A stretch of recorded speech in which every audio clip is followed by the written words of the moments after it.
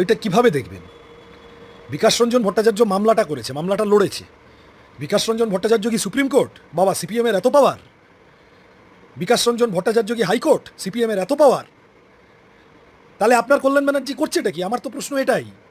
আপনি যে শুধু এইটা বলে নয়, কত বড় বড় মামলা, চিটফান্ড থেকে শুরু করে পাবলিকের পয়সায় পশ্চিমবঙ্গ সরকার দেশের নামজাদা নামজাদা আইনজীবীদের অ্যাপয়েন্ট করে এই আরজিকর, এই কপিল সিবাল থেকে অভিষেক মনু সিংভি থেকে বিভিন্ন লোককে আমরা দেখেছি তৃণমূলের হয়ে মামলা লড়তে সুপ্রিম কোর্টে। তারা কি করছে? তারা বিকাশ রঞ্জন ভট্টাচার্যকে মিথ্যাবাদী প্রতিপন্ন করে দিতে পারছে না কেন? পারছে না, তার কারণ ম্যাটার আছে। বিকাশ রঞ্জন ভট্টাচার্য এবং তার সঙ্গী সাথীরা যুক্তি দিয়ে কথা বলছেন, হাতে মাল মশলা আছে, সেটা প্লেস করে কথা বলছেন।